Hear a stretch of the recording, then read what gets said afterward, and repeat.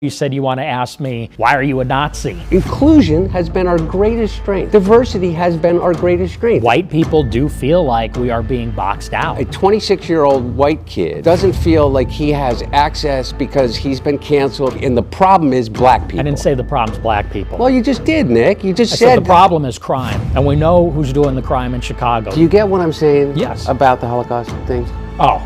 About that. We get to say whatever we want on the internet. We get to deny the Holocaust. As far as Jews are concerned in general, I think that everybody in the country should be treated with dignity and respect and have their civil rights. Like, what do you think about somebody like Mamdani? Personally, I don't like him. Like, for example, on 4th of July, when he takes the opportunity to sit there with, let's be honest, not a single white person. What about fucking Donald Trump? There's no ideological core to Donald Trump. No, I agree with you. Don Jr. got the largest loan ever given by the Department of Defense. Vance owes his entire political career to Peter Thiel. Whichever firm is the one to develop ASI, that could confer dictatorial-like powers upon the CEO of that company. Everything that we think about the way in which we exist in the world completely changes. Increasingly with Uber, Airbnb, the banking apps, you can't live your life without the tech platforms. Everything that AI is built on is ours. That's what they're stealing from us. I want to find common ground of how much of a shithead Donald Trump is. We can get there. We can get there. Okay.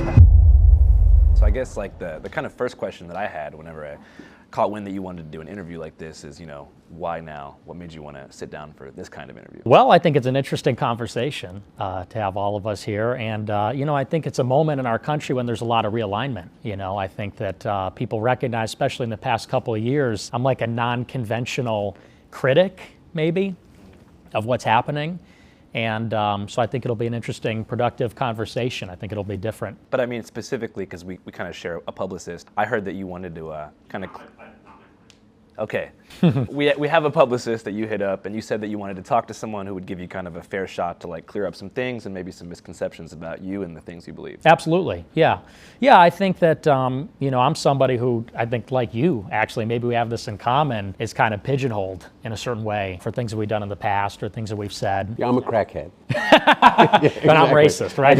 I got pigeonholed there. Mine is true, yeah. Yeah, well, mine's a little true. Maybe a little, no. But yeah, so I think it'd be good to clear up some of the misrepresentations and put out something accurate. So what do you think is the most misrepresented thing about you? Well, I think really the whole image everybody has about me. When you mentioned me, I think on a recent show, you said you want to ask me, why are you a Nazi? Yeah. And that's how everybody knows me. Everybody thinks of me as a white supremacist Nazi, and I don't think that's really true at all. I think that we definitely have different values. I mean, you're more from the left, I'm more from the right, but I don't think I'm a hater. I'm not a hateful person. So what's the thing about, I guess, traditional Nazism that you think you disagree with the most? Well, it's a non-Christian ideology. So, I mean, look, I believe that race is real, as the Nazis did, but I don't think it utterly defines a person. As a Christian, I think we're all created beings. I do believe there's such a thing as a universal human community. And so I think it's a cruel ideology. I've said this on my show, by the way, but I mean, that would maybe be the fundamental. Did you always feel that way? Always, yeah, absolutely. So even whenever you were younger and stuff? I did, but you got to recognize times have changed. 10 years ago, we had a totally different political world. The regulation and policing of speech, what you would call wokeness, I think was at an all-time high when I got started as a very young man. What you would call wokeness? Yes. yeah, exactly. Well, and I think, would you not say there were some him. excesses maybe in those days? Yeah, in those days, I wasn't doing too well, so I wasn't paying much attention. Anyway, I would love to hear, and I'm not asking you to like retract everything that you've ever said and all, or anything, but I said that I would love to talk to you because number one, I told you this, is that I think you're really smart, and I think that with that comes in a real responsibility, and you have an audience, and I have a friend whose son is my daughter's age, maybe 28, your age. And he's really smart, and he is a big fan of yours. And so, by virtue of the relationship, I got to learn what it is that why he is a fan of yours. And none of it has to do with, I would hope you agree, like really egregious things that you've said in the past about the Holocaust or about, and I don't even know, I think I've heard you since kind of rescind a lot of that. But what he agrees with is kind of the anger about the situation that particularly your generation finds yourself in. I know that to be real.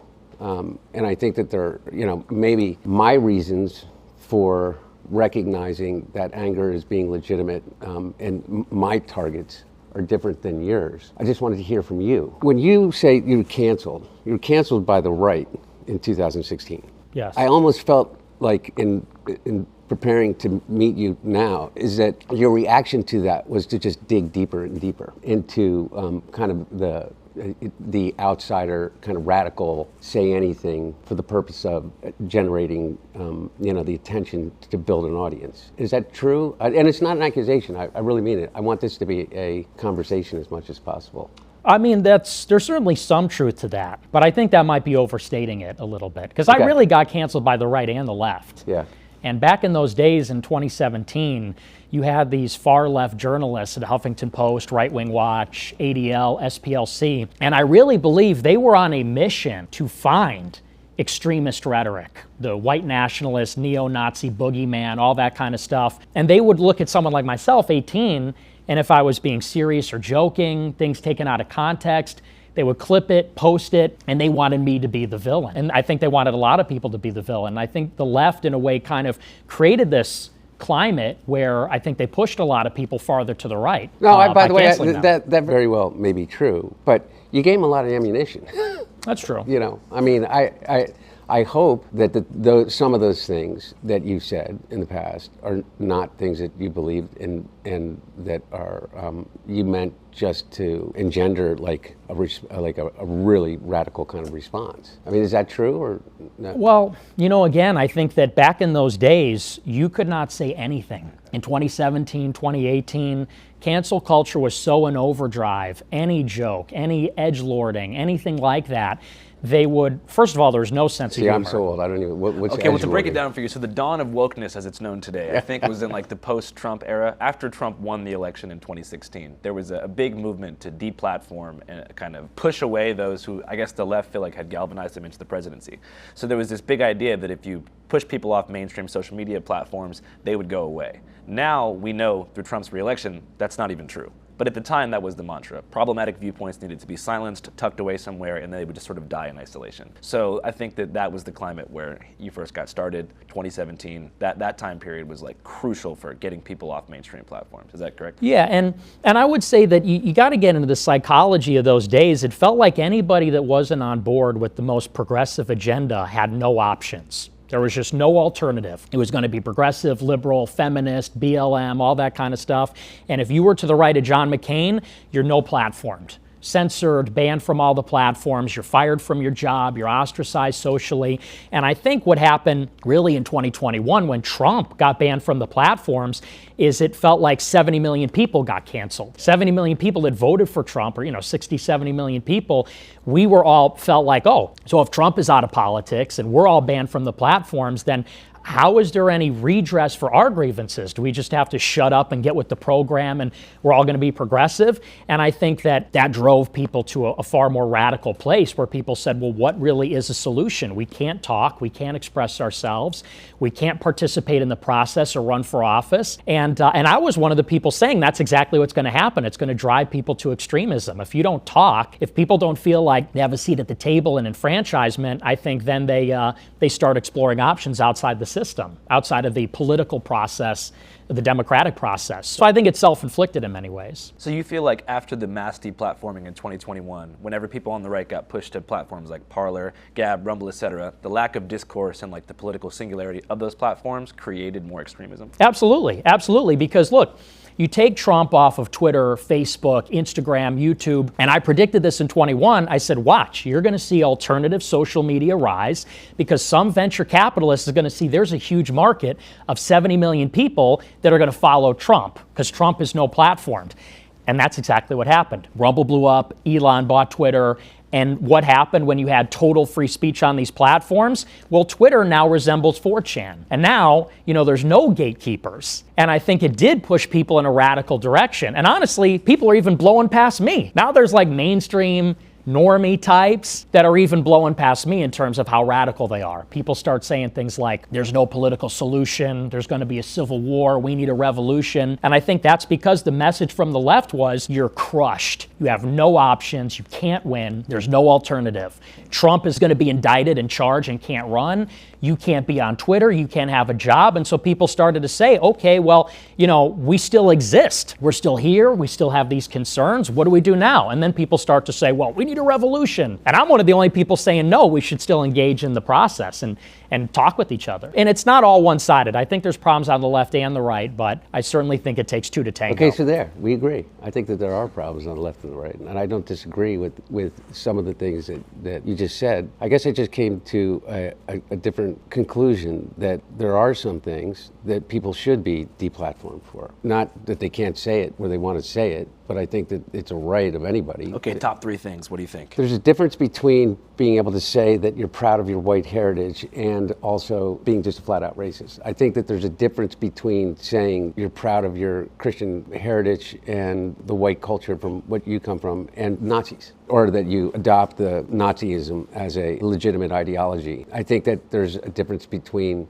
saying that you disagree with the United States policy as it relates to Israel and saying that the Holocaust didn't exist. Those would be top three things in my mind. I know that you believe that some people took you out of context, and I do agree. Look, on both the right and the left, there are these gatekeepers, 100%. And look at me, the mainstream press just destroyed me for 7 years without any real kind of reflection about what they were doing. I do think that, some of those things are legitimate reasons to say, we don't want you on our, on our commercial platform. Would you agree with that? I mean, you just said, for instance, people calling for like an armed revolution, like people calling for actual violence. You're opposed to. Oh, absolutely. Yeah. I'm against violence, Yeah. and I do think those are one of the legitimate things that should be taken from the platform. There's a lot of the stuff on social media I don't agree with, but again, what started to happen is there was this like editorial censorship where certain ideas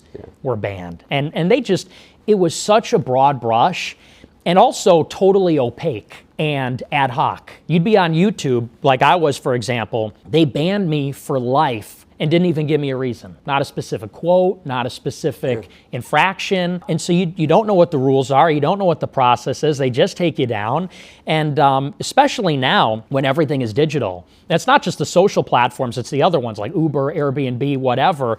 It feels like you're being denied almost something like a civil right. The social platforms are the modern public square. Increasingly with Uber, Airbnb, the banking apps, you can't live your life without the tech platforms. And it felt like if you just simply had the wrong opinions or you were the wrong kind of person, you were being deprived of like a basic civil right or being able to participate in society. So, and I think maybe that's an area of collaboration where we recognize maybe it is a civil right to use the digital platforms, but here are the rules. Here's what you can say, here's what you can't say, here's the process, maybe there's a reconciliation mechanism, but I mean, the censorship was just out of control. I don't think anyone disagrees there's a reasonable limit though. Yeah, no, I guess what I'm saying is that I don't see that as a result of left-wing or right-wing ideology. I view that kind of level of deplatforming. Look, I was debanked. I was debanked before I was ever even charged with anything. I lost every bank account. It took me, 9 months once they, the Trump administration, said that they were starting an investigation into me to be able to actually get a bank account again. And I don't want to tell you the bank because tomorrow they may debank me again. But my point is that those people are incredibly identifiable. I've been talking and going around and I say things like, I don't think we are nearly as divided as they're telling us we are. Because I do believe that there are an identifiable group of people that are responsible for an enormous amount of the discord and division because they make money off of it. I think that these social media companies that are controlled by 3, 4, 5, individuals have made it clear that they only care about one thing. They only care about how much money they can produce for themselves and the people that hold stocks in their company. Even to the degree where we know for certain that they're driving teenage girls to the highest levels of suicide by a factor, like exponential factors, directly related to the content that they're being pushed, and they won't do anything about it. Right. And so, to the same degree, I think they, a lot of what you call wokeness was maybe an illegitimate, but a financial decision based on a lot of these Corporate people. psyop, maybe. Corporate psyop. Thank you. I mean, by the way, exactly. I just wanted to back up real quick. So you talked about certain people going too far. About 2.5 months ago, I visited a whites-only community in Hardy, Arkansas. And I don't know why, I guess coming from like a more like left-wing place, I'm from Seattle, I kind of assumed there was like a united front on the right for some reason. So I'm out there, I'm chilling with these dudes, they're like sword fighting, having barbecues. Overall it was a good time for them. I had a hard time connecting with them because I don't agree with them, but it's all good. I was having fun for a couple days. And then like right as I was there, I guess you had hit them up on X or something and said like, hey, I don't want to associate with you guys. What happened there? Well, that was really more of a personal disagreement with the guy that founded it. Yeah. But I do think it's an interesting project, and it's interesting that got so much pushback, this whites-only community, because you know what? If you go to a lot of these different neighborhoods in major cities, there are ethnic enclaves, and it's not like there's an explicit rule that you have to be a certain ethnicity, but we all know in Chicago and New York and LA, you got certain neighborhoods where it is 80, 90% one ethnicity. Yeah. And I think there's a lot of white people that say, we kind of want something similar. I don't think there's anything. But Nick, what is this Well, okay, let's back up. If you want to talk about the histories of New York and Chicago, I feel like that was also a conscious decision that was made. Like after I tell the you where Civil it's Rights Act. blacks only. It's in Cabrini Green, where Mayor Daley made everybody that was black live in the Cabrini Green. I mean, it's not. It wasn't by choice. It's not by choice that these ethnic enclaves are 80 or 90%, whatever that ethnicity is. It's because that's the only place in which they had an opportunity to live unbothered, or where they were told that they had to live because of the historical fact that they could not move into other neighborhoods. You could not move into parts of South Chicago without, being stoned. Right. Literally, right? Yeah, and so, like so it's not as if those ethnic enclaves are there by choice.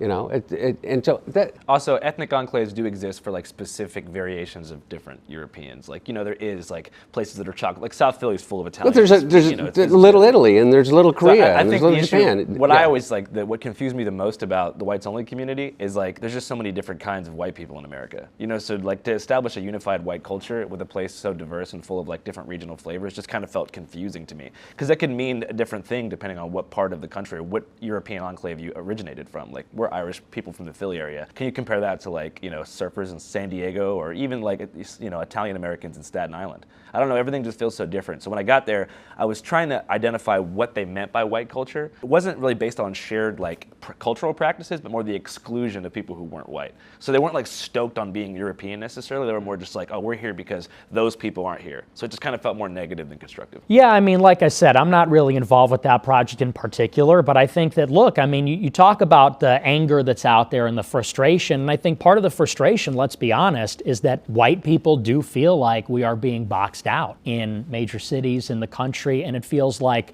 look, there's a little Haiti, and there's various ethnic enclaves where you get that local culture, and they do their, cultural festivals and that sort of thing, and white people feel like they're being pushed out, and they want a space where things are familiar. Do you feel the same way about the Italian festival that happens in every city? Well, here's a good example. Or St. Patrick's Day? Well, there's no Irish neighborhood in Chicago. Little Italy. Sure there is. I mean, there's some Also, remnant in Bridgeport. yeah. And It's important to note that, like, and I'm not trying to get into like a shouting match here, but like, as a family coming from a family who did leave Philadelphia in the 60s because of black migration from the South after the Civil Rights Act was passed, there was a sort of like mass flight of white people into the suburbs, and that kind of led to a homogenization of different cultures because they rushed so fast to build these like identical strip mall suburbs that it was very hard to maintain cultural bonds that made different European and white neighborhoods unique around like the 1950s and before. So I feel like the mass suburbanization is also a big factor that led to those like cultural bonds breaking. yeah, but why did that happen? I mean, a lot of the suburbanization is because of the race riots in the 1960s. People moved out because of the violence. My grandfather was in the National Guard in Chicago when, after MLK got assassinated, the whole West Side burned to the ground, and people didn't want to be around that anymore. Why were the riots? MLK Jr. was assassinated. Yeah. Yeah. And so does that justify burning down the city? No, I which didn't then say it never recovered? justifies it, but it sure justifies an enormous amount of the anger, the same kind of anger that you feel about being left out, the same kind of anger that you're expressing right now about the idea that you're culturally irrelevant, that you don't have a place in society. Imagine if you were a 26-year-old black man in 1968 and saw your hero be assassinated. and Oh, nothing I be saw done about it. Trump get shot in the ear, and Did he? I saw Charlie Kirk get shot, and I didn't see any cities get burned down. It's funny how I that think works. it's a very, very, very different thing. I think How it's is that different? absolutely Charlie very Kirk different. got shot in the neck. Yeah. And liberals celebrated whom? all over social media by Tyler Robinson, Yeah. Who is what? who is some liberal guy. He is? Mm-hmm. But He's got a transgender boyfriend. does that make him liberal? Because he's transgender? Because I he's think so. gay? Well, because he's got a transgender boyfriend, yeah, I think so. It makes him liberal. I think he was liberal, yeah. Okay. Well, he didn't come from a liberal family. He didn't come from a liberal enclave. He didn't come from a liberal background. He's not a minority. He was a Mormon, correct? Mm-hmm. And grew up in a Mormon household. And he went to a largely Mormon college. Mm-hmm. And he ended up committing an act of violence, according to the FBI and the authorities in Utah that charged him. How does that in any way compare to what we're talking about? I'm not justifying the violence that occurred after the death of Martin Luther King, but you're saying that that person, this Tyler, whoever his name is was as disenfranchised as the African American community in 1968 in inner cities? Well, the question is who we want to live around. And in the 1960s, the West Side burns down. We don't want to live around that. We don't want to live around a city that's when burned to that the ground. happened. That's not when the white flight happened. It is. No, It was is a big not. response to it, is absolutely. 100% not. You Absolutely. make these historical connections that don't exist. Part of it was potentially, but before that, what Mayor Daley did is made Chicago the most segregated city in the entire United States, other than Boston. When you would come from the South to Chicago, African Americans from the South, blacks in the South coming to Chicago would say that Chicago was twice the level of segregation and racism that occurred in the South. And so it wasn't as if you're coming into a situation in which you're feeling in any way enfranchised by the community and the situation that you're in. And as many people left simply because of the idea that someone was black moving into their neighborhood as the violence that occurred after the assassination of Martin Luther King. So the numbers actually, pre-1968 when King was shot, you had more people leave the city because of the desegregation, because of the 1964 Civil Rights Act, than you did after the riots. I think that's just not true. I think that the race riots were a huge driver of white flight to the suburbs. I think it's just dishonest to say that's not the case. Okay, so what's your point about all of this? Well, we're talking about where people want to live. Yeah, I know. So like what in 2026? Well, what's the point? how about in 2020 when Minneapolis burned to the ground? Or how about in the summer of 2020 in Chicago? Minneapolis didn't burn to the ground. It didn't? No. I mean, there were BLM parts didn't of it, destroy but- dozens yeah. of structures? If you guys need a physical witness to what happened in Minneapolis, there were many structures that burned to the ground. Not the city, but there was, I would say, between 40 to 50 buildings off of Lake Street in the south side that did burn to the ground. But most of the city was intact, but it was quite an intense situation. People don't want to live around that. People don't want to live around that. You know, in Chicago, it rolled on into the summer, and it wasn't, let's say, the anger of the oppressed and the disenfranchised. So who's They at were fault? looting. So They were looting and who's carjacking. they? The criminals, Yeah. Who are? mostly black. Nick, I Is that not true? yeah, maybe, Nick. I don't know. I just don't. I don't know why you use the platform that you have to make that your target. Are you saying that the problem with the 26-year-old white kid living in suburbia outside of Chicago and his feeling of being disenfranchised is because there was looting and rioting in Minneapolis by black people, and it's black people that are doing it? Yeah. I mean, the problem Are with you Austin really? Metcalf was that he got stabbed in the neck at a track meet. And the problem with our city in Chicago is that the Magnificent Mile is gone. and Water Tower Place is gone because of all the crime. Nick, and the type of an entire generation of African Americans is that they've been getting killed by cops for decades. That's What are just you not talking true. about, Nick? Because they commit crime. And listen, it's not. Nick. What? That's not true. It's not true. Are it you is. saying that police brutality as it relates and racism in the police force, in the way in which police treat African Americans? Nick, you could grow up here like I did between Wilmington and Philadelphia. And if you were a black dentist and you lived in Wilmington and you commuted to Philadelphia, the chances of you being pulled over by a state trooper, either Delaware or in Pennsylvania, are about 50 times that would be if it was a white guy. 50 times. And so what you're trying to tell me is that the problem in America right now is that a 26-year-old white kid who lives in suburban Chicago doesn't feel like he has access because he's been canceled or he's been woke, and the problem is black people. I didn't say the problem's black people. Well, you just did, Nick. You just I said the problem is crime, and we know who's doing the crime in Chicago. The carjackings, shootings, teen takeovers. We know why there's no business on the Mag Mile anymore, and it's because they steal cars, they drive them through windows. And listen, black people are some of the biggest victims of the black crime.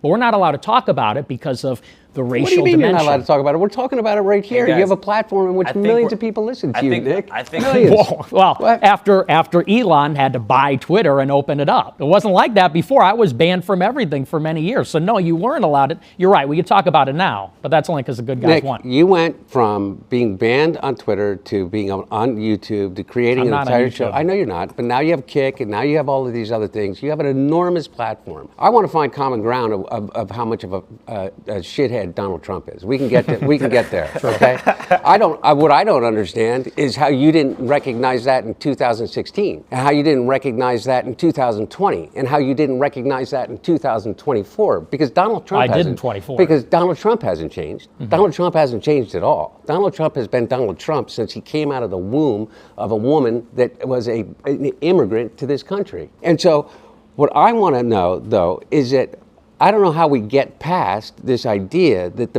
biggest problem that you have that with your personal situation and how you extrapolate that to the situation of other white kids that are your age, that feel disenfranchised, that feel left out, that feel they don't have a shot at the American dream, is because of black and brown people, because of Mexicans, because of Venezuelans, because of Haitians, it's always other, Nick, with you, it seems to me. And I've listened to a lot of the stuff. It's always them. We need to build a wall. Where's the wall, Nick? He never built the wall. Why'd you vote for him in 2020? Why'd you vote for him in 2024? I didn't vote for him in 2024. Okay. My point being is that whenever you identify your problem as being something that is other, that you can point to, that's a minority, that is a group of people, that's the Jews, before, remember, all of us, it was the Irish Catholics who were all committing the crime, who weren't allowed into bars, who weren't allowed into, because you know why? Because they were dirty, poor, non-Europeans. They were Irish. Every time it's wrong. Every time history has proven that to be wrong in the United States of America. Every time. Inclusion has been our greatest strength. Diversity has been our greatest strength. And I hear you talk about this idea of white culture. What fucking white culture are you talking about, man?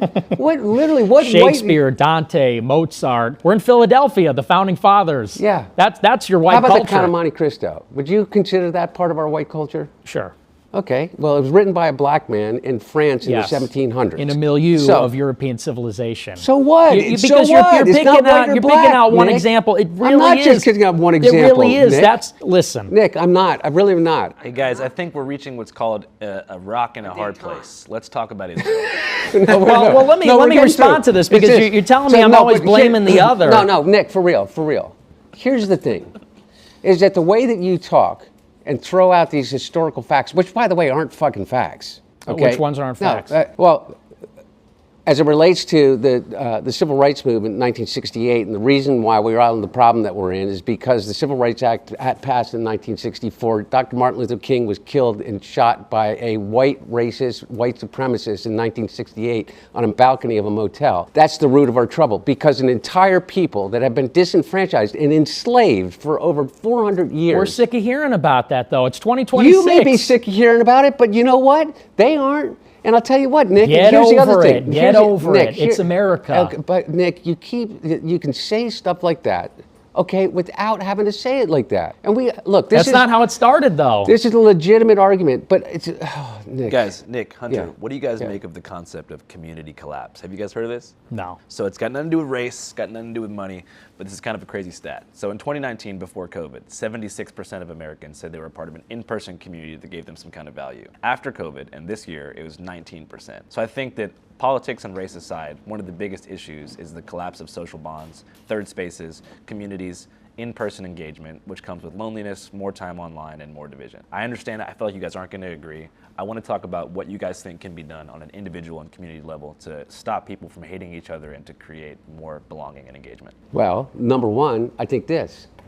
Okay, for real. Podcasting. No, not podcasting, this discussion. For me to be able to sit down with someone who I so vehemently disagree with and find some kind of common ground. But I mean, want to, look. guy at home who's Yeah. watching this on his phone just thinking, I wish I could go outside, but I don't know anyone. Okay, well, here's what I'm talking about. It's all about connection. It is all about actually connecting with people. And I'm not talking about digitally connecting with people anonymously online.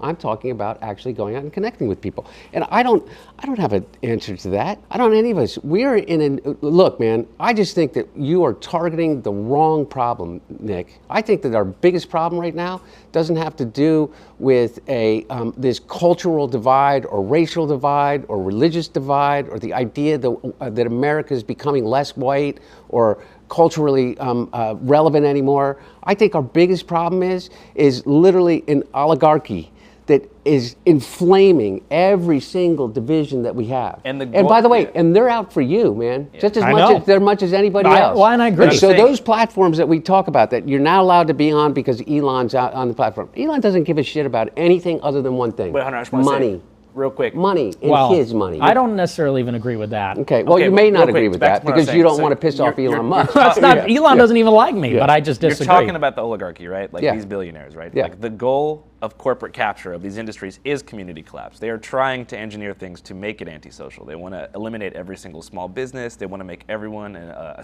single person shopper, no carpooling, like to be a lonely consumer who only buys things for themselves online and doesn't talk to anyone in real life. That's what they want in real life. Like all this data center shit, like everything they're doing is in a way trying to break up in-person engagement. And I feel like for you guys, might be hard to answer because both of you guys are what they call like controversial public figures. Like there's places that you, like in 2018, if you were to go to a dive bar in, let's say, Poplar Bluff, Missouri, you would have been in danger. You know what I mean? At that time. For Yeah. you were in danger physically in a left-wing city. It's just the truth. So I feel like you guys have been deprived of the ability to have normal lives. You especially, you know, but I mean you in general. But I feel like, you know, your controversies came a little bit later in life. For you, I feel like you haven't even been able to grow up as a normal person. Is that accurate Yeah, to say? that's true.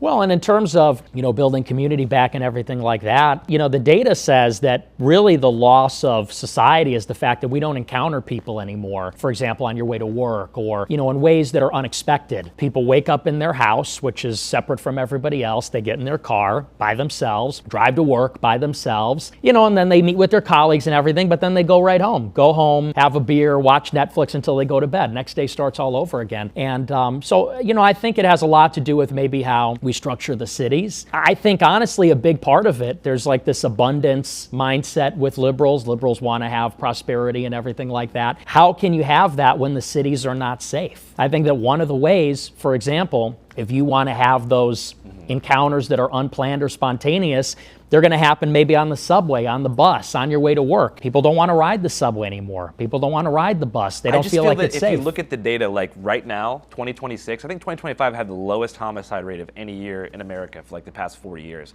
I feel like if you compare data from the 90s, like the cities, I get what you're saying, but the cities I have noticed are a lot safer. They're also, you know, becoming more expensive as well. It's a really, you're absolutely right. It's what you're saying, Nick, is impossible to refute, right? Because everybody has an experience with violence or witnessing a crime, or whether it's just in their local newspaper or not, is that I don't think that is in any way limited to only urban environments. I take the top 10 poorest red states in the country, and their crime rates are 10 times what many urban centers are. So you'd be comparing like West Virginia, coal country, disenfranchised to like an urban neighborhood. Yeah, in terms of per capita crime, in terms of per capita murder, in terms of per capita child sexual abuse, yeah. I think the things that people really care about, things like that, is their own personal safety. Yeah. It is not limited to African American urban or Latino American urban environments. It's not. It exists. Carjackings do happen, but you know where they happen? They happen in Biloxi, Mississippi, just as much as they happen in Chicago. I'm skeptical of that. I mean, I just think the idea of like safety, safety. By the way, crime is I feel like media has overblown the. Everybody's going to fact check both of us on this, but I agree with you. But my point about all of it is that you can always point to a reason, Nick. There's never been a time in which there hasn't been crime in major urban areas where you pack a lot of people in. You're right, though, is that the difference between us feeling like each other were our neighbors and that we can find some common ground is the fact, you can live in existence now and by the time you're 56 years old and never really have to leave your house to make a living, you don't go to the community center anymore. And I don't know how to fix that. And I certainly don't know how to fix it in the age of AI. Right? Because community is like an essential human need, if not the most important thing. Mm-hmm. So when you are deprived of that, you're more likely to look for a radical solution and be like, everything's broken, we need to try something really out there. So you might embrace something more reactionary on left or right to be like, fuck this, we need something new. And I'm not trying to draw this like male loneliness, like incel pipeline that the media tries to do all the time. But do you see a connection there between like people being lonely and having less friends and subcultural absolutely. Choice taking over community value systems or community engagement and people just like driving to the extreme? 100%. I think social dislocation is probably the number one problem of our times because you look at the young people and you're right, it is one of those essential human needs is to connect and have that sense of familiarity, to be seen, to see and to be seen. And that's something young people don't have. And I think, by the way, you look at the way young people socialize and even the mentality, I think a lot of young people have this absolute drive to go to college. Why? It's an extension of high school. And what do high school and college have in common? It's a community. You're in the quad. You can see and be seen. There's sort of like a status, reputation. You're constantly involved with other people. And I think everybody, young people, look at when they graduate from college like falling off a cliff and now life is over. Because now you just have your job, the gym, and going back home, and that's it. And this is why a lot of young people then want to move to the big cities. Got to go to New York, got to go to Chicago or LA where it's happening. And they want to get a condo or an apartment downtown because they want to go to the bar scene and extend college a little bit longer. And I think that's just not really a sustainable way to have a society. There has to be a way for people to still have that sense of community outside of, let's say, college and high school, even into their adulthood, and then into their old age. So yeah, I mean, that's one of the biggest problems going on. And I agree, I think it drives, even to your point about the whites-only community in Arkansas, I think it is driving these, let's call it ghettoization or insulation of people going into these artificial values-based communities. Because where are you going to find people? Go online, start spouting about politics, or, even not just for incels and right-wingers, but even on the left. Someone like Tyler Robinson, he's on Discord. He's on Discord with all of the Overwatch players and all the LGBTQ or whatever. And I think that, there's a tendency there where everybody kind of amplifies some of the resentment or feelings there. So I agree, that's a huge driver. So for you, like back in high school when you were like first kind of starting to use the internet and all that, did you build most of your community in person outside Chicago or was it mostly online? When I was in high school or college? High school. High school, I had real friends in Model UN. That was my favorite thing. So that was. But you were still creating like some kind of content at that time? Not in high school, no. Okay, so you went to BU? Yes. Were most of your friends like classmates there? Like when did you start to kind of build your online persona and community around your content? It wasn't until I left college. So to that point, I had friends in college. And then when I left college and started my show, independently, then it was all people online. And everybody I knew was people from my community for the most part. But your cancellation from mainstream platforms was effectively the same thing as like a community collapse for your personal life, right? Yeah, well, I wouldn't even say it was just the cancellation, but even more just returning home from college. What do you think would have happened to you, like career-wise and personal life-wise, if you never would have been mainstreamed? I mean, I guess removed from major social media platforms. Oh, it'd be a lot easier to make friends. Let's say, because being banned on Instagram, you might as well be dead. In Generation Z, that's how everybody sees each other, meets each other, talks to each other. So I think I probably have a wider, livelier circle. Do you feel like you had less friends after that? No, I'd say it's about the same. No, but I mean, you said that like you feel like it would have been easier to make friends. It would have been easy to make more friends, yeah, sure. So aside from your career, how was your like personal and social life affected in those following years? Well, it's brutal, I mean, because everybody that I knew from high school is on Instagram, on Facebook, and I'm just not on there. It's almost like you're removed from the earth. For Generation Z, I understand for older people, for a different generation, people still meet up or stay in touch in other ways, but if you're not online as a young person, you might as well be dead. Do you think you would have said like some of the more extreme things that you did say if you I guess were allowed to remain on the mainstream internet? Absolutely, yeah. Looking back, and I'm not trying to get you to like take something back necessarily, what's like one thing that you said when you were younger where you're like, fuck, I wish I could take that back? I don't know if I regret what I've said. It's just how you say it. Yeah, like can you think of an example of like when you listen back to something and you're like, jeez, I wish Yeah. So I did this rally in 2023 called Fuentes Rally 2, and the one comment I said, we're talking about a spiritual battle between Christians and everybody else, and I said we're in a holy war. I said, and we're going to make them die in a holy war. And the second I said that, I was like, didn't mean to say that. It's an extemporaneous speech, so you don't rehearse it, you just say things, and I was like, didn't mean that, shouldn't have said that. So it's always the how, it's always in the delivery that I... Nick, I can think of about 4 things that I really wish you would take back right now. But Like we what? did it. The cookies in the oven? Well, that's a joke. But it's not, Nick. My wife is Jewish. My son is Jewish. No, come on. Nick. I promise you. Don't get mad. I'm not mad, Okay, it's just- I know. But okay. But you got to understand how incredibly, whether it's a joke or not, it's a lived experience passed down from generation to generation, whether or not, and by the way, not just from the Holocaust, not just from 1939 on, 2,000 years of history, okay? Forget about Israeli politics and Netanyahu, because I think we agree about Bibi Netanyahu. I'm positive we do. And I've listened to you talk about it. But you got to understand. Look at me, man. I see. It hurts. It hurts. Does it? Nick, I promise you it does. When you compare my wife's family to cookies going to an oven, it hurts, and you've got to understand that. And by the way, I'm looking at you, Yeah. and I believe that you do know that. See, that's But where you Nick- lose me. That's where you lose me. Okay, Nick. Okay, I'm telling you. Well, listen, are we here to talk, or are you here to lecture me and Okay, preach no, to you're me? right. Let me listen. Okay. You're right. So You're right. this is the Okay. thing, Yeah. because, and I think this is a disconnect. I think that the left, and even people on the right, they're losing the young people. Why do people love me? Not in spite of, but because of the outrageous things that I say. Not in spite of, but because I say offensive things. Because I, let's say, drop the N-word on a video or something. It's because people are sick of the preachiness, No, the Nick. lecturing. Okay, I'll listen They to what really you're gonna are. say. But Nick, I disagree. I think that you're appealing to the lowest common denominator of thought. If you're hating on the people that they think are the reason for their suffering, then you must be on their side.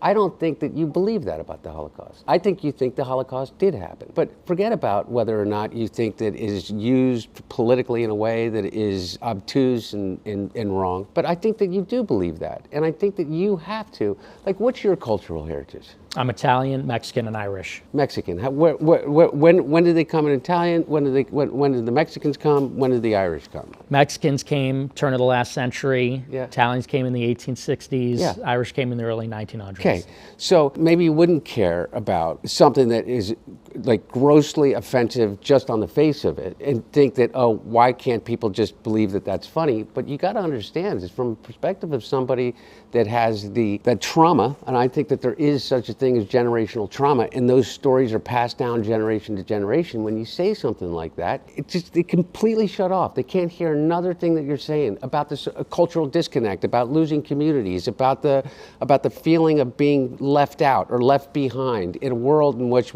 there no longer is this sense of community. All the other things that you say. Everybody else is left. And what you do pick up, you pick up the ones that hear the dog whistle. You pick up the ones that say, yeah, that's the way that I feel. Because it's radical. It's like he's willing to say the thing that nobody else will say in this environment. And then you get an enormous amount of niche, but love from that. And but I just don't believe that you believe that. I don't believe that you think that it was appropriate for you to say something like that. I don't think you believe that it's appropriate to say women shouldn't vote. Let's give Nick a second to respond to the first thing. I know I talk Well- constantly. That's how I do this. It's all good. Like talking. I apologize. I get it, and I understand that perspective, and it is offensive, and it is provocative, and that's sort of what makes it funny. I mean, what we would say in our generation is edgelording. We're being edgy. We're being provocative. And I think that it is that kind of overbearing sense for our entire... Nick, I'm the king of edgelord. Well, I'm in the king a of being certain way. provocative. Let's let Nick explain. Yeah, I know. the I psychology. apologize. You know, Yeah, it's that overbearingness that my generation's had our entire lives. That's not appropriate. That's not funny. Think of the trauma. That's racist. That's white supremacist. That makes it funny. That makes it different, interesting. And let me grant, by the way, I think that now, and this is maybe a concession towards you, now that my kind of humor has become mainstream and popular, I don't even think that that's funny anymore. People do the edgelording thing. It's become so commonplace and so tired. I don't think it's that funny or impressive. That's a big part of why I kind of moved past it, because 10 years ago, it was treated like sacrilegious. And there's something funny about the fact that you could say a word or make a joke and make people lose their minds and freak out, and it was like an international incident if you said the wrong thing. And I think that's what made it tempting, especially for a young person. You want to rebel. You want to be defiant. You want to be a little revolutionary or something. Now, as time has gone on, I think that's become a fad. Everybody does it. It's lost its power. And I think that, by the way, part of why we're getting less of it is because instead of getting the preachy lecture from the left saying that's not appropriate, people just roll their eyes. Now, when an edgy white person says the N-word, people roll their eyes and go, really? You know, that joke again? People hear someone wears a Nazi costume, makes a Holocaust joke. People go, really? That joke again? It's not impressive. It's not funny anymore. We've seen it before. And ironically, that is what makes you get less of it, when you disempower those things by not giving them this over-the-top reaction, pretending like it's some great travesty. So you think the new counterculture is going to be woke again? No, I think it's a synthesis. A synthesis of post-edgelordism and wokeism? Yes, because I think that wokeism Sounds had good its to me. excesses. Yeah. Edgelording also has its excesses. And I think now we're finding a middle ground between saying the edgiest thing we can think of with no regard for anyone and saying everything is racist. You know, if you say something, you should lose your job. We're finding a middle ground where, you know, maybe it's tastefully offensive in small doses, less is more. So it sounds like you believe in the survival of the American experiment. Yeah, I really do. And listen, I don't think everything about wokeism was bad necessarily. What's the best thing about wokeism? I think that genuinely it has made people more respectful and empathetic. Because let's be honest, 20 years ago, let's say when I was growing up, I think there was a lot of cruelty. And I think there were some hateful attitudes. And I think as time has gone on, this younger generation, they may not be even left-wing. They may not be what you'd consider woke, but I think they are respectful of people that have different ideas or, you know, a different way of life or from a different culture. You know, we make jokes all the time about the fact that I'm like a far-right guy and I'm Mexican. People say I'm a white supremacist, I'm Mexican. And people make a joke that a lot of far-right people are Hispanic. And I think that's a consequence that there's very little genuine racial hatred in anybody's DNA anymore, or any kind of hatred. And I think that's positive, but that went too far. I think some of the other stuff went too far as well. Hablas español? No, not a little bit, I guess, from high school. Can you do a little bit? Un poco. Okay, I don't okay. speak it from my dad, so. Okay, Just cool. from high school. Yeah, a lot of people, that's kind of like their bullseye smoking gun when they're hating on you. They're like, he's a white supremacist, but he's Mexican. Yeah. Did you grow up like around a lot of Mexicans? No, all white people for the most part. Did they know you were Mexican? They did. And not gonna lie, I mean, people made fun of me for that. What'd they say? Well, like, for example, one time when I was in Model UN, I was entering high school as a freshman. They looked at my name on the roster without knowing me. And they told me this after the fact, the leadership of the club. They said, oh, we thought you were just some Mexican kid, so we gave you a bad committee assignment. Wow. But see, I heard that and I laughed. I said, that's funny. You know, whereas a lot of people would say, oh, that's traumatic. I'm a victim of racism. You know, I think that's, you know, it's just a human thing. Yeah, I always felt like growing up as like a white Nick, kid in America. What if you want? Wait. What if you were and identified as being Mexican, and they came to you and they didn't tell you that's the reason that they gave you all the bad committee assignments? That would be unfair. Yeah. It's And that's the interesting, I'm just point. saying- That's Well, the whole point, isn't it? And so I'm you not. may find it funny because you pass as a white Anglo-Christian. Do you think I pass? What? You think I pass as a white Anglo-Christian? Well, I not only think you Yeah, pass, I think you yeah. identify as it. Yeah. Let's go. Yeah. No, but really, for real. And my point is that I heard you do an interview, okay? And I literally on the write up here, it's like you were talking about how you were raised on like Mark Levin in high school. Right. And the thing that you liked the most about Mark Levin is how cruel he was to the callers. Mm-hmm. I don't get that. Like the joke about the cookies. It may be a joke and it may be edgelording and you may not really mean it, but you got to realize the cruelty to it. And without going like, oh, like, you know, wham, like, you know, people got to stop crying about the past. And that's the thing, is that I think that you have such an opportunity to talk to a generation of disaffected, angry, legitimately angry people in a way in which is positive without having to do that shit. And by the way, and I'm not holding you responsible for like, you know, the end of you know, my conception of Western civilization, which is different than yours, but I just don't get it. I don't get why you find the cruelty. And I think that, by the way, I think that that's why you like Trump. I mean, Why? I'm making, you know, like a very unfair leap because his first instinct is cruelty. His first instinct is to find the fault in the other. About everything, by the way. It's not his fault that we're in a war with Iran, that he's ended 38 times and, you know, and started 39. Mm-hmm. It's not his fault that inflation's high. It's not his fault that the wall didn't get built. It's not his fault that ICE is killing people on the streets in these places. It's just the cruelty of it. Maybe it's a generational thing. I got friends who are Jewish that are going to be really, really fucking pissed off that I'm sitting next to you. And what do I tell them?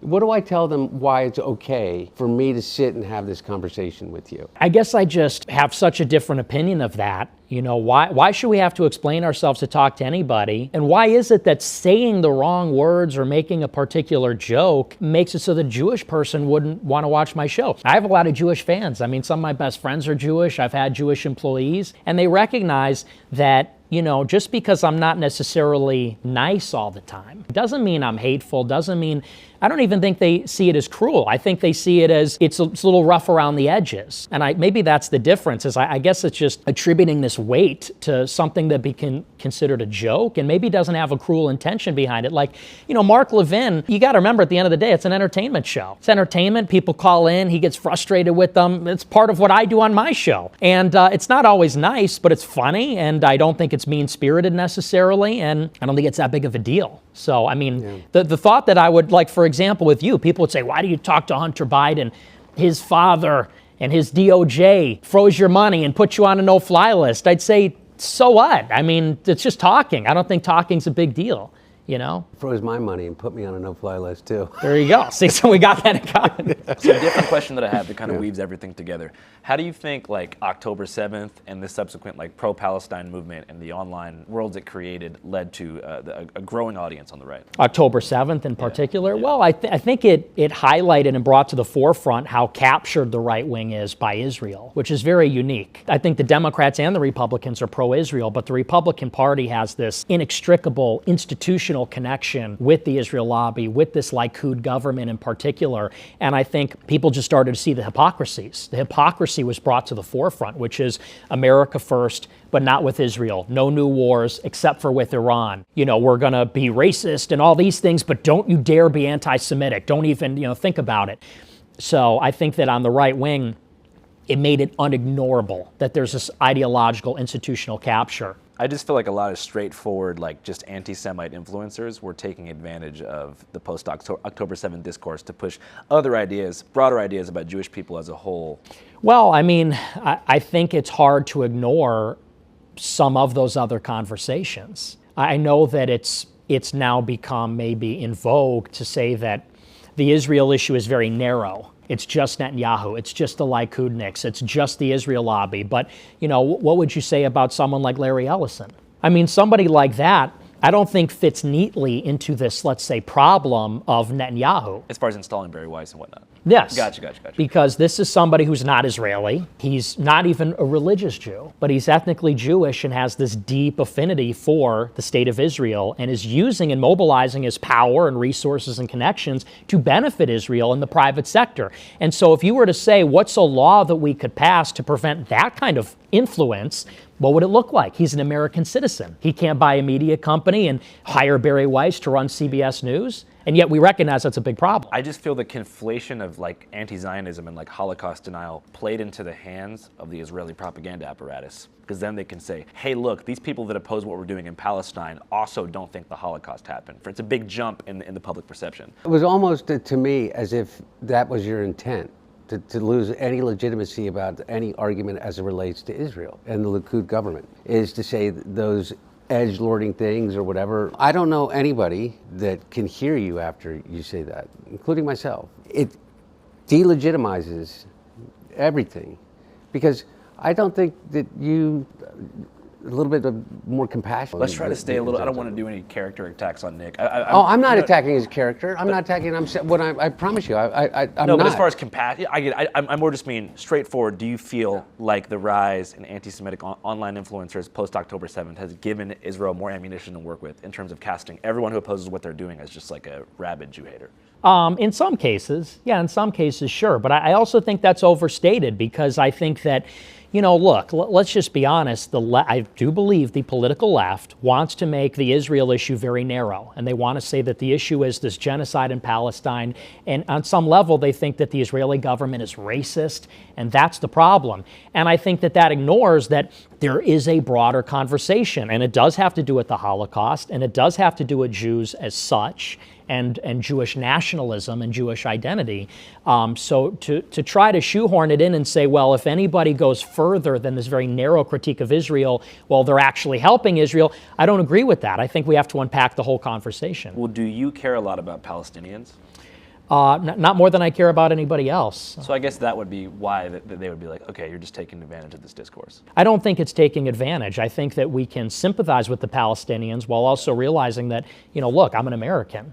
And so it's a tragedy what's happening in Palestine, but there's tragedies happening all over the world. My problem is that Israel has this influence over our government, and we're paying for the genocide, and we're furnishing them with the weapons to commit the genocide. And by the way, America is going to be held liable for this genocide, morally, but also politically and diplomatically and otherwise. But I think that people on the left, they may be guilty of maybe caring more about Palestine than they do about America. Nick, but the left didn't cancel you. The right canceled you first. The right canceled you first, and Ben Shapiro and the Daily Wire, and those were the people that canceled. They may have utilized the tools of the left, or what you call the left, to be able to do that, but it was the right that canceled you. And by the way, what I would consider a radical right. The Daily Wire, to me, is a radical right. I don't think they're even reactionary. I don't think they're that conservative at all. Ben Shapiro, he's not he's in favor of mass migration. In 2016, they were alt-right. No, they were not.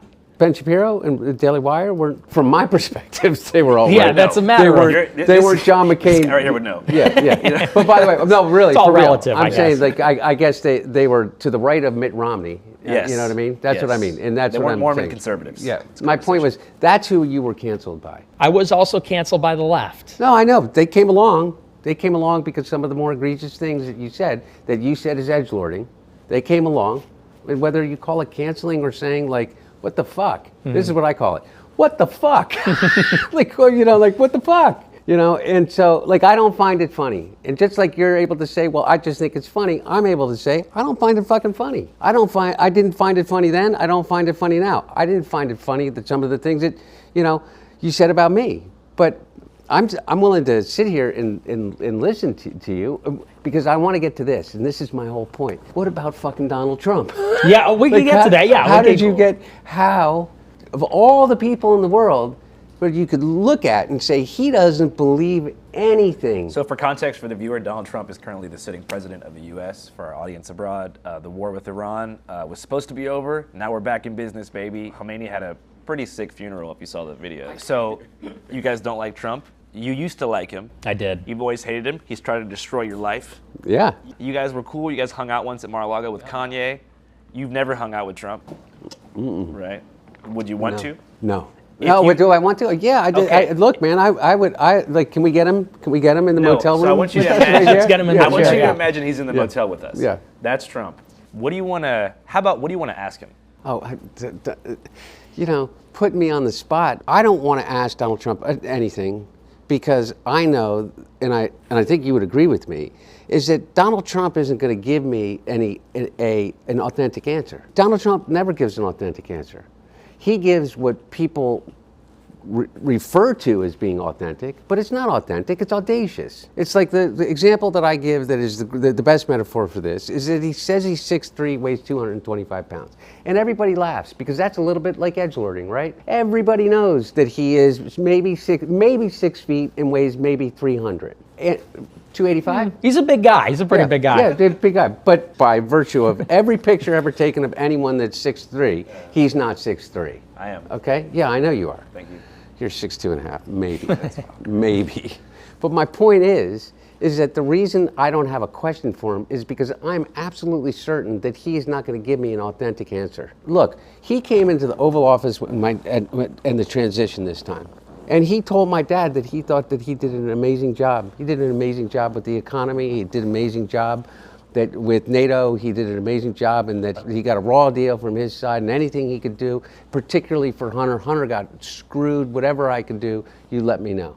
Bullshit. He then went out, and he has now since then done nothing but blame Joe Biden for every single one of his problems.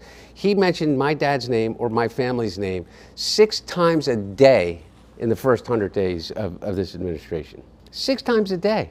He does it maybe 4 times a day now because he has no answers. All he has is a finger to point.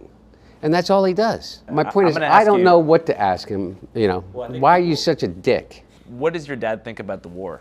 Right? I'm not going to get into what my dad thinks about the war. Is it really because I don't want to get into I don't put words in my dad's mouth, just like I wouldn't ask you what your dad thinks about the war, but your dad wasn't the president of the United States, which is a little bit different. But all I can say is this, is that every single Israeli prime minister since at least Jimmy Carter was president, has walked into the Oval Office or picked up the phone and called the president and said, we have to attack Iran. And every single one of them has said no. And they may not all have had the same exact reason, but one of the reasons they did is because they knew what the consequences would be as it relates to the lifeblood of the economy, is petroleum in the Straits of Hormuz. Every single one of them knew that. And every single one of them knew that there is no way, unless you send in ground forces, to end with certainty the nuclear program that the Iranians have supposedly been building. Every single one of them knew that the existing Ayatollah, the Ayatollah at that time, had put out a fatwa, an edict saying that they would never turn their nuclear technology into a bomb. It was a religious edict as strong as if the Pope had released an encyclical. But what did he do? He kills the Ayatollah. We get a son that now has a far more radical and far greater ties to the IRGC. And what do we have? The Straits of Hormuz are still closed. He said that they're brilliant people. I find that that's Donald Trump on everything. He said he'd end the war in Ukraine on day one. And I didn't hear anybody on the right and say, that's just bullshit. It's just bullshit. He said that he would build a wall. I don't believe in building a wall, but everybody said that's bullshit. And then when he got into office, the corruption, the level of the corruption, I mean, people believed, or led to believe, that there was this thing called the Biden crime family, right? I know that you know is that I didn't do a single piece of business when my dad was president. I made basically $200,000 a year selling paintings. I picked the thing that was the furthest possible thing away from politics that I possibly could. Don and Eric have done over $1.3 billion in contracts, just in contracts for underlying companies that they have an ownership stake in with the Department of Defense. Don Jr. got the largest loan ever given by the Department of Defense of a company that he bought into like 3 months before they got the loan. Because Peter Navarro picked up the phone and called DOD to get it done. My point is, I don't have anything productive to say to him that I know of. And when I listen to you, and I listen to what you do, my question is how did you not see that before? He was a disaster in 2020, a complete and utter disaster as it related to what he did with COVID, regardless of whether you think we were wearing a mask or not. The question for Nick is, how did you not realize 6 years ago that Trump would be this sort of letdown? Because he doesn't hold, there's no ideological core to Donald Trump. No, I agree with you. Yeah. Well, you got to realize in 2016 where Republicans were at. We had John McCain, we had Mitt Romney, and the perception on the right is that they were insufficiently conservative and that they were losers. All they do is lose because they don't fight. There was this perception that the Democrats are ruthless, fighters. Obama crushed in 2008, crushed when we thought he really should have lost in 2012. That was a Republican perception that Romney let us down. And so when Trump came on the scene in 2016, it was new, it was refreshing. He seemed like somebody that was really going to take on not just the Democrats, but also the media on our behalf. And what's more, you got to think about the mood of the moment in 16 as well and the message Trump was giving.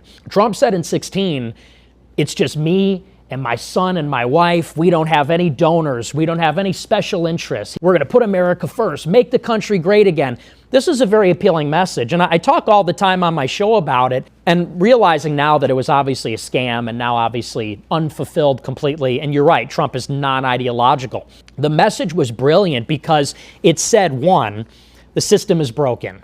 America's not great anymore, but it used to be. We can make it great again, but in order to do it, we need to actually bypass the system. Why is it that we never have victories? Why is it that things don't change? Because of money. He said, and that's why I'm different. I'm rich. I'm a billionaire. If I self-fund my campaign and don't take super PAC money, then I won't have to listen to the lobbyists and the special interests. I could fire the people I need to fire, do the things I need to do. That was like a very powerful message in 2016. And after 4 years, I was one of the people even back then that said, look, it never materialized. He did wind up taking super PAC money. He took AIPAC money for that matter, Sheldon Adelson money at that time in 16. Even in the first term, bombed Iran. In the first term, didn't build the wall. In the first term, didn't even reduce illegal immigration until 2019. And I remember the timeline perfectly because I covered it every day. It was like in May and June 2019, 20-year illegal immigration high in terms of month over month. But why did I go for him in 2020? At the height of the pandemic, we all thought on the right that if anyone other than Trump was president, you were going to get a vaccine mandate, which we really didn't want to be forced to take the vaccine. We thought the lockdown might never end. We thought that censorship would kick into overdrive. And so we said, really, it's unacceptable that anyone other than Trump would just be a disaster. And then obviously Biden came in, and I don't think it was as bad as we thought it would be, to tell you the truth, honestly. But by 2024, I mean, I was out in 2024 because everything you're saying is totally true. And I was telling people on my side, I was saying he's not going to build the wall. And I know you're against that. He's not going to do the mass deportations, promising that. He's not going to start no new wars. I said in 24, he's going to take us to war in Iran. And the Ukraine war, I said, that's not going to end in one day. Too complicated. We're already in it. And so I didn't vote. I didn't vote in 2024. And I told my followers not to vote for Trump for that reason.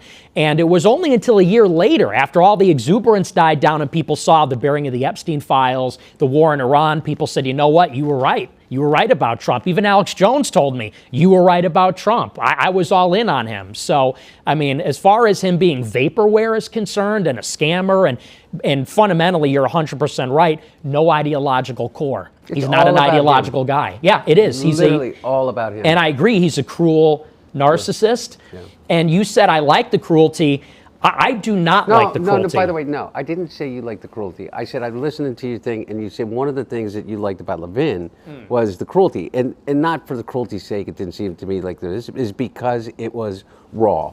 Dazzling, it was, yeah. And that's so I'm not saying that. No, but I agree. I think he is cruel. And even what he said on Easter. I mean, we're Catholic. On Easter Sunday, he says we're going to annihilate Iran, and then he made fun of Allah on Easter Sunday. So, you know, that kind of stuff, it just totally turned me off entirely. Is there anything that you think Trump can do to, like, regain the support of the, I guess, Gen Z and millennial right? No, it's over. People see what he's made of. And Hunter's right, he's a liar. He is a liar. He is a bullshit artist. And especially, you look at what he did with the Epstein files, with the war in Iran, what he did to Thomas Massie, you realize that if you are America first, you have no place in this Republican Party. Because he said it. He said our Republican Party, or rather, he said MAGA is Mark Levin, Laura Loomer, Randy Fine. He said, and who is not MAGA? Megyn Kelly, Tucker, Alex Jones, Candace. And I think most Republicans said, well, we're with those other people. We're not MAGA anymore. So what do you think happens, Nick? I believe that we need radical change. And I'm not talking about violence or revolution or things like that. I'm talking about the only ways that you can have this kind of radical rethinking of the system. Like, there's so many questions. Like, what do you think about the Epstein files? What do you think about the accountability? Or do you think that he's broken the system to the degree that we now are basically in a dictatorship light? No, I actually have a lot of confidence only because I think the Democrats are going to take the House in 26, which I support. I'm telling my people, vote Democrat. We want the Democrats in the House because what they're going to do is they're going to use the oversight powers to bring all the corruption to light. Because I know Republicans will watch this, and when you say, you know, we didn't commit crime, they're going to be skeptical. However, for the sake of argument, let's say the income you made during Biden was ill-gotten. For the sake of example, it's just doesn't hold a candle. It doesn't even come close, doesn't even touch Jared Kushner, Howard Lutnick, Steve Witkoff, Don Jr., Trump himself. It's just a different sport. It's a different game entirely. And I want all that corruption to be revealed. And I think the Democrats are going to do it. I hope they get impeached. I don't think they'll be removed from office. But I think it'll basically drag this administration to a halt. And then in 28, I think there's an opportunity for a clean reset with both sides, right and left. Whenever you talk about Trump, sometimes you explain this like nightmare scenario that revolves around a Vance presidency. Yes. What about J.D. Vance being in power scares you so much?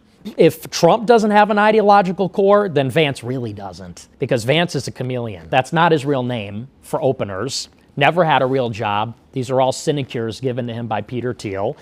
6 years ago, he's a never Trumper. Now he's a national conservative, national populist. And so we don't even really know who he is. I mean, to me, this is basically a Manchurian candidate. This is a shell.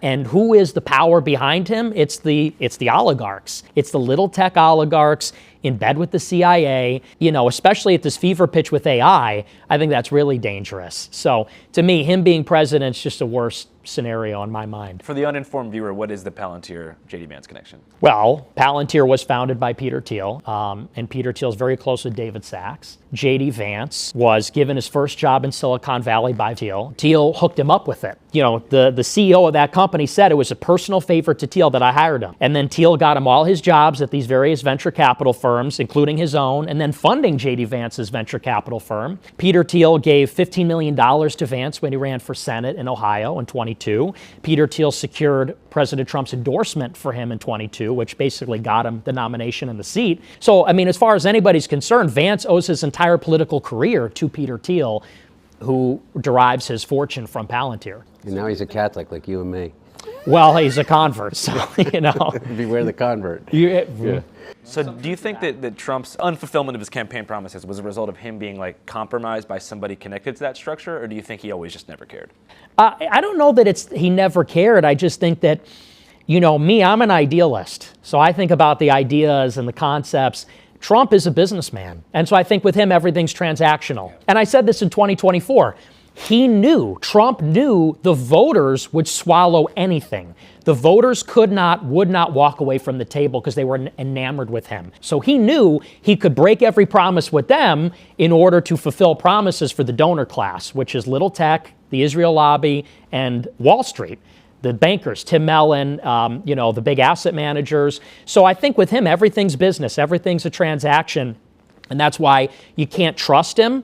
You have to do business. And in 24, I said we should all collectively say we're not going to vote unless he makes certain commitments. And not enough people did that. But I mean, that's fundamentally his flaw. Your critique of this like elite power structure sounds like vaguely anti-capitalist. It's not anti-capitalist. You know, capitalism says the capital, large amounts of capital will be held in private hands, which I believe in. I am a capitalist.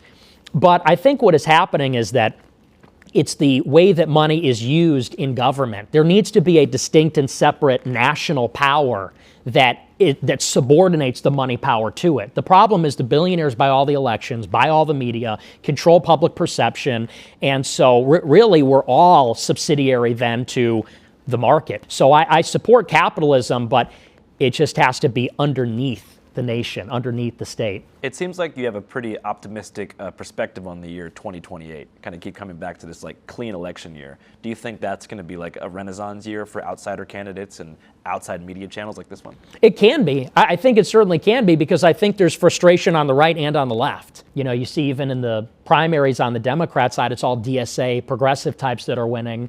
You ironically have the same frustration on the left with their establishment as we have on the right. And so I think, you know, in 2028, it's going to be a year where there'll be a competitive Republican primary and Democratic primary, and hopefully the people make their voice heard and we get some new options, you know, maybe that reflect the will of the people more. Yeah. And so, what do you think about somebody like Mamdani? Personally, I don't like him. I don't like some of the things that he said, like, for example, on 4th of July, when he takes the opportunity to sit there with, let's be honest, not a single white person in the room, and says, you know, the founding fathers would look down on us, the working people with their dirt-streaked hands against the billionaires. I think it's a little too divisive. I like his energy. I like that he's young. It's ironic. Okay, fair enough. That's rich, buddy. But no, look, but it seems pointed at me. I know, but but the thing. He was dissing you in that video? Yeah, a little bit. Staring down the camera like, you Nick, you son of a bitch. People like me. Yeah. But what I see is somebody is using government for exactly the purpose that you just said, is to break the oligopoly, to target the anger towards a tiny percentage of the population that has controlled the levers of government, from the White House down to the mayor's office in New York City or Peoria, Illinois, to that matter, and even more so as you go further down that chain.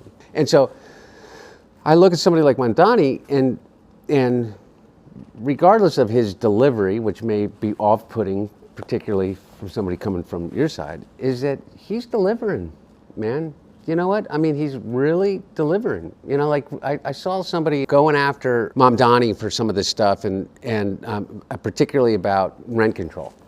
You know, I was like, well, how do you think that the middle class was built after World War II in the GI Bill and rent-controlled buildings that created those communities that we were talking about an hour ago?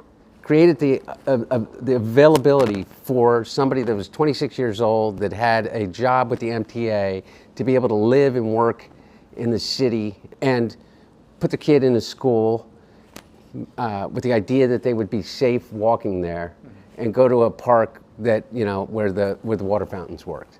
That's what I see him trying to do. I mean, by the way, it's just so tired and, you know, ridiculous. He's a communist, like it's about the communists. Like, who even says that anymore?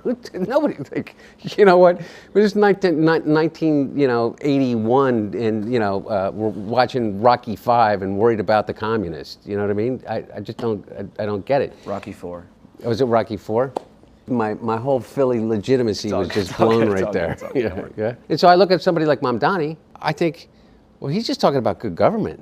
Like, what do you think about healthcare? Don't you think that there should be a single-payer system? Don't you think that there should be some guarantee as a right? Because I don't know how you make it in this country and aspire to a middle-class life and be able to afford a catastrophic event as it relates to your health. I mean, it's over. You're done. Yeah.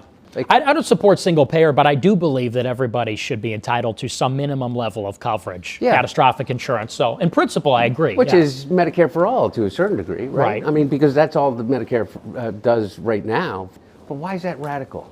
See, I don't think that's necessarily radical, but to them, it's because we've been convinced that it's a radical them. Yeah. Those others. Yeah, no, them. I mean the insurance companies. Sure. Yeah. And their lobbyists who control 55% of Congress, regardless of who's in power. Right. Yeah. Well, and I don't think that's necessarily the most radical. I think, though, he is with the DSA, the Democratic Socialists of America. He backs all these DSA candidates. And let's be honest, a lot of them are radical. Like, I saw one of these candidates that just won in New York a couple weeks ago, this Chevalier candidate. There's a She picture. hates my dad. Yeah, I know. She said about my dad. She had yeah. awful things about him. Yeah, And yeah. she says, oh, I didn't have a napkin to wipe my hands, so I used the American flag. Yeah. Yeah. By the way, I think it's crazy, but like the same way that I thought a lot of the stuff that some people that got elected in 2016, 2020, even during the Tea Party, kind of movement was egregious. Again, egregious. So what do we do? What do we do, Nick? I think a better question. I mean, is- for real, what do we do? Can you at least come a little bit to this way? If you can come a little this way. I can. Here's where I can come. Is this? Do you get what I'm saying? Yes. About the Holocaust thing? Oh, about that. Yeah. No, I mean really. I do. And listen, here's what I'll say. Now that I'm older, I do think that's not the best approach. So I agree with you on that. And I see it as I get older, because let's be honest, saying those things when I'm a younger guy, when I'm 18, 20, it's like you got to think that's just the age. And a lot of young people think that's funny and everything like that. I think that it also goes with the medium as well. Live streaming, social media, that's just what it rewards. So yeah, I think that people should try to move past some of that. I'll try. But if you try, Yeah, okay? absolutely. For real. And as it relates to when you talk about Israel, the Netanyahu, Likud government, what's happening now, what's happened for the past 20 years in terms of whether the funding to Israel, whether you think it is. It's really important that you make a distinction between that and Jews. Because here's the thing, okay? Zoran Mamdani has a higher favorability rating in the United States among Jews than Bibi Netanyahu does. I think 65% of American Jews disagree with the approach that the Israeli government has right now. They don't disagree with you, but they completely turn off when they hear the conflation of Jews, Zionism, Israel, and think automatically anti-Semitism, whether it's fair or not, okay? But you have to understand it. And you have to understand it from a cultural perspective in which the recent history is only one data point in 2,000 years of history as it relates to what it means to be a Jew, of which there is what, 1%, 0.5% of the entire world's population? Because I don't know what it adds to your argument, or what it adds to your argument about Miriam Adelson being able to give $300 million to Donald Trump and commit to giving another $300 million to get her way, and we end up in a war with Iran. Yeah, well, and I think that's a valid point. I do think, though, that the issue's broader than just Netanyahu. Oh, maybe. By the way, obviously Netanyahu has a base within Israel, within the Jewish community here in the United States, with Jared Kushner. Mm-hmm. You know what I mean? Jared Kushner, who is unelected, not a member of our government, is having as more control over the direction of the everyday lives of American people right now than anybody that I know of. And meanwhile, all he's doing is building a $6 billion private equity fund with the people he is negotiating for. And I always say, look who's paying him, and wondering whose interest that he is advancing. He's getting paid by the Saudis, he's getting paid by the Emiratis, he's getting paid by the Qataris, he's getting paid, go down the list. And for some reason, he is in control, along with Steve Witkoff, who is also not elected by anybody, of deciding whether or not the Straits of Hormuz are going to open up, and whether or not our gas prices are going to go down. It may not matter to the three of us necessarily, an extra dollar, 60 cents or 85 cents. But you know what? To 85% of the people that live in America, it means it's the difference between whether or not they're going to be able to pay rent, whether or not you're going to be able to actually put the gas in your car in Montana to drive to your job on the ranch. Well, and here's what I'll say to you, and this is something kind of why I want to do this interview, is emphasize the message that as far as Jews are concerned in general, I think that it's the same standard that applies to everybody, which is as long as you're patriotic, as long as you believe Americans should be put first by their government, I have no problem at all. And I think that everybody in the country should be treated with dignity and respect and have their civil rights. It's just this acute problem of these people, like you mentioned, like Larry Ellison and Miriam Adelson and Jared Kushner, they're putting some other country before the interest of our own. And that, in principle, is what I have a problem with. There is going to be some people who watch this and feel like, all right, no take backsies. And they might feel like you're just kind of trying to moderate, and that now that you've achieved your goal and got a lot of support, you're kind of moderating because your main aim has already been achieved, which is to sort of have a generational run and pop off. So now you're trying to kind of make your way more into the mainstream discourse, but that you'll just go back again into the same sort of reactionary rhetoric once you're back in the number one spot. Well, I don't even think I'm moderating. And I even told our mutual friend, it's not even a moderation, it's not even an apology, it's clarifying. Because, all along I've been saying this message, it's just that the way that I'm saying it changes and evolves. And I also think how people respond to it changes as well. Because let's be honest, 10 years ago, there was a very different kind of conversation about Israel. You could not mention it in a negative or critical way without being utterly annihilated in politics. We all know that ever since October 7th, that's not the case anymore. So I think that there's sort of something reciprocal happening, which is that people are receiving me differently. And as someone that's growing older and more mature, I'm even representing myself differently. So I wouldn't even call it moderating, just clarifying.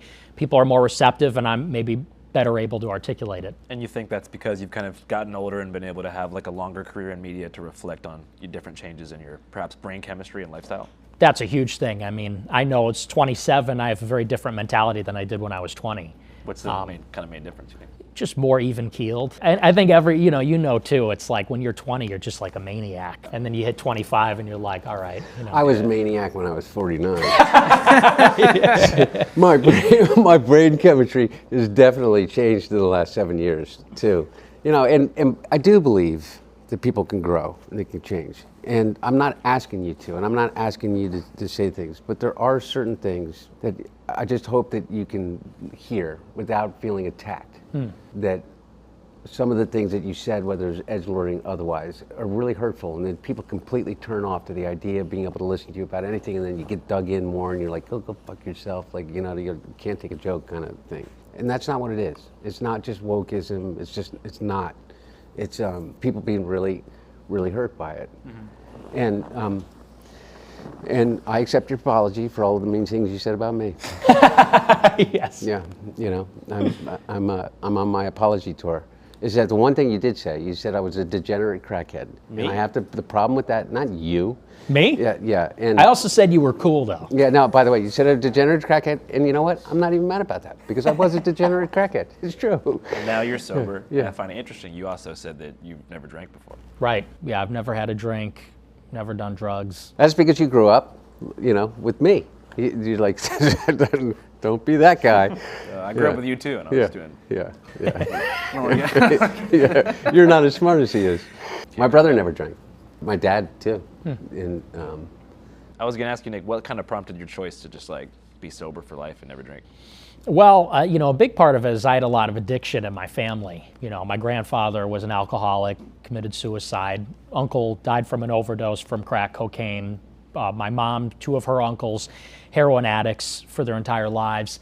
And it just devastated my family, devastated both of my parents. And so I know I have that addictive personality and probably have the genetics for it. And not only that, but I like being rational. I like having my sober mind. I think that's actually a sacred thing, to have unimpaired reason. So the thought of losing control and even being tempted to get into, worse things, I just thought it's just not worth the risk. So it's just never for me. well, how much? By the way, sorry, do we have time? Is it? How much do you think COVID warped not just your generation but everybody? Because I have this theory that there was this thing that broke for us with COVID, and that nobody's really come to terms with how traumatic that was for everyone. And especially for the younger generations. I think severely less for the older generations, but for the younger people, missing the graduations, missing critical years in school, that's when the socialization happens. That's when you learn to get along. And so you think about how this generation is going to grow up having 2 to 3 lost years. No sports, no school, no extracurriculars, vacations. It's devastating. And we already had a problem with that isolation, social dislocation, loneliness. I can't even imagine. So it's going to be devastating, I think. But that's a lockdown. So maybe if you're watching this video after this, put your phone or computer away, go outside, make a friend, just do anything but scroll to the next video. Back in the day during Nickelodeon, they had Go Outside Day. Oh yeah. I feel like we need like one day a week where it's mandated in a tech oligarch sense that no one can go on their phone or use the computer. Man, I would love that. I mean, that's one thing. Is if we could, the one thing we could all agree on. The way I say it now is you're all carrying around a bag of heroin in your pocket. Everybody is, and it's probably even more dangerous in some ways. Would either of you guys ever run for office? Are you asking me for real? Yeah. No. I think that politics, the way that my dad engaged in it, and that I'm obviously incredibly biased, is an incredibly noble thing. But that's not where my head is in terms of what I want to do. I want to reach. My whole thing is that forget all of this. I want to reach 1 million people in addiction. I think one of the biggest things about addiction, and one of the reasons why it continues to be this epidemic, is that we don't talk about it. Is that you don't even talk about it around your dinner table. And what you realize, if you're coming from my particular unique situation, is that everybody comes to me and they tell me their story. And sharing that is like, breaks that cycle of shame. And so I want to reach 1 million people in addiction. How about you, Nick? Would you ever run for office? I don't think so, no. Just because I don't think you can fully be authentic when you're running for office because it's a different role. And I think my role, they say, according to the Overton window idea, they say that if you want to change people's opinions and what they consider acceptable, you kind of have to be the first to the punch and maybe considered a bad person or evil or whatever in order to promote your view. And so that just doesn't lend itself to that kind of politics. So I think to protect my own integrity and authenticity of the message, I have to not run for office. See what we just did? We just made probably the entire audience happy. One half is glad I'm not running. The other half is really glad he's not running. Well, if not you guys, then is there any candidate or prospective candidate that you feel like could run in 2028 that would, have a fair shot that y'all support? Nobody in particular for me. Honestly, I haven't really been too impressed with who's come out of the Republican Party. So I'm hoping they'll just be somebody we haven't heard of, somebody maybe that hasn't been in office before. He's voting for Gavin Newsom. That's right, yeah. Well, if it's Newsom and Vance, I'd certainly think about it. Yeah. How about you? Anybody that, It's a twinkle in your eye? No, I think that there are a lot of people. I mean, I know that you think that you're going to laugh at me, but I personally like Gavin Newsom a lot. I think that he's authentic in those beliefs, whether you agree with them or not. Thomas Massey's principled stand as it relates to the Epstein files was incredibly courageous, and that's why he's not going to be a congressman anymore. But that's why he could potentially make a really strong national candidate. And you guys think America will exist in a post-Epstein capture freeway? Will America exist? Yeah, will America survive the current power structure's stranglehold on the media, the political system, and all public affairs? I don't know. I think AI is going to really be transformative. It's interesting. Nobody seems to be talking about that. Transformative in what sense? Like for bad? Concentration of power. That's the single biggest. And you know what? I'm actually on the liberal side on this with Anthropic over let's say, because there's this battle between these effective altruists, effective accelerationists, and I really am nervous about what's going to happen, especially in the next 4 years, because they're racing towards this artificial general intelligence, artificial superintelligence, and that, without a doubt, is going to be the single biggest influence on the country, and so I'm really worried about that. And what about that concerns you? Is it surveillance? It's the concentration of power in the hands of whoever controls it. Whichever firm is the one to develop ASI, that could confer dictatorial-like powers upon the CEO of that company. So whether that's Sam Altman or it's Dario, if the artificial intelligence is aligned with its creator, that person will become the most powerful person in the history of mankind on It's almost that an day. inherent truth, in my opinion, what he just said, is that the greatest leap in human evolution is going to happen within our lifetimes. AGI, let alone superintelligence, is everything that we think about the way in which we exist in the world completely changes. And I don't think that that's in any way hyperbole. And if you listen to the people that are developing these technologies right now, they are the most alarmist. And now, by the way, I think that there's an enormous possibility for incredibly beneficial things to society, like being able to cure cancer. I just think of this one thing. Everything that AI is built on is ours. Belongs to you, and you, and you, all the way back through the human civilization. That's what they're stealing from us, and they're putting it into the hands of literally a handful of people. All of that human knowledge, and the value that comes from it. And I think that that's ours. So any AI that is developed, particularly that goes to HEE, should be it should be communal. It should be shared in the not just the beneficial offshoots of it, but the actual money of it should be shared. Yeah, I totally agree with that. I think it's like nuclear bombs, but it's also a commodity at the same time. The weapons potential, the economic potential, I think that's going to be the biggest thing. And I hope on some level that liberals win that argument, because, you know, what Trump is doing with the Pentagon, Anthropic, and OpenAI, the way they're handling it is so reckless and sloppy and just honestly unbelievable. So we need some adults in the room on that one. Well, it's been a great conversation. I appreciate you guys for coming. You guys have any final questions you want to ask to each other, or maybe a message you want to give to the American people? I still believe in America, and I truly believe in these conversations.